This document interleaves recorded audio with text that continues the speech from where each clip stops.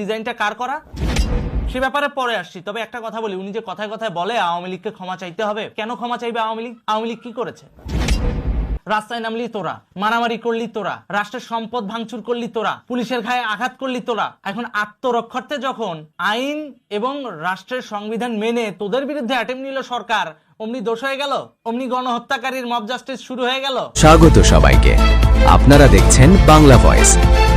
তাহলে এখন যে শিক্ষার্থীদের গায়ে তোরা হাত তুলতেছিস, তোদের পুলিশ বাহিনী হাত তুলতেছে, তাহলে সেগুলো কি? পরিস্থিতি তো চেঞ্জ এখনো হয় নাই। তাহলে এখন বাণিজ্য মেলায় যখন জনতার উপর পুলিশ হামলা করে, তাহলে সেগুলো কি? বলা হয় সংস্কার সংস্কার সংস্কার। এই যে নায়িকা বাঁধন, আল্লাহ জানে ওর 40 মনে হয়ে গেছে, ওরে আর এখন দেখা যায় না টেলিভিশনে। ও এখন চুপ করে আছে কেন? এত এত মানুষ মারা যাচ্ছে, কিচ্ছু বলে না কেন? বলতেছে না রিপোর্টেড খুন, মানে যেটা একেবারে খাতা কলমে নথিভুক্ত রিপোর্টেড খুন 947টা, যেটা নিয়ে রুমিন ফারহানা 71 টিভিতে এই প্রেস সচিবকে কোশ্চেন করেছে। 947 জন একেবারে রিপোর্টেড খুন গত 4 মাসে।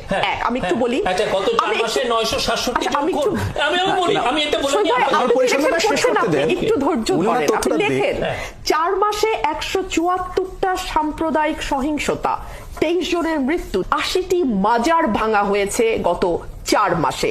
নারীদের ফুটবলের দুটো ঘটনা যদি আমি সরিয়েও রাখি, মেহজাবিনের উপরে যেই ঘটনা ঘটেছে, পরিমণির সাথে যেই ঘটনা ঘটেছে, অপবিশ্বাসের সাথে যেই ঘটনা ঘটেছে, এই ঘটনাগুলো একটা পারসেপশন তৈরি করে যে এই সরকারটি মৌলবাদকে প্রমোট যদি নাও করে থাকে, মৌলবাদকে এক ধরনের আশ্রয় প্রশ্রয় দিচ্ছে।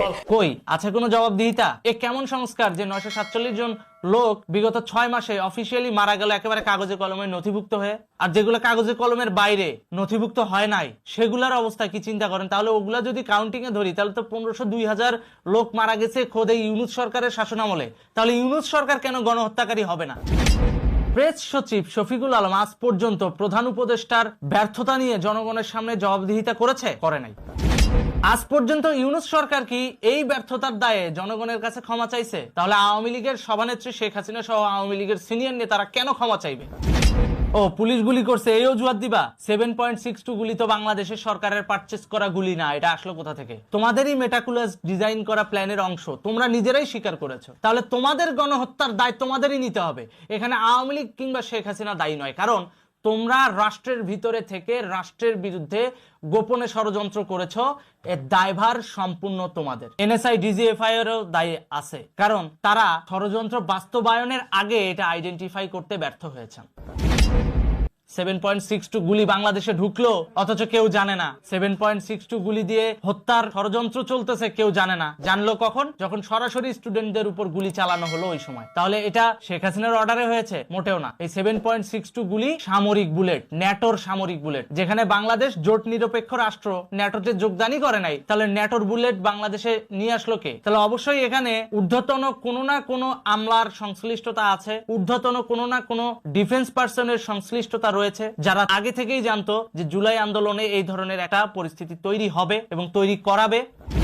তারা সরকারের কাছে সঠিক সময় তথ্য দেয় নাই। এই ব্যর্থতার দায় ওই সমস্ত প্রতিষ্ঠানকে নিতে হবে যে সমস্ত প্রতিষ্ঠান ন্যাশনাল সিকিউরিটির দায়িত্বে ছিল। এই ব্যাপারে ভিডিওটি পুরো দেখার জন্য আপনাকে ধন্যবাদ। চ্যানেলটি সাবস্ক্রাইব ও লাইক, কমেন্টস, শেয়ার করে পাশে থাকুন।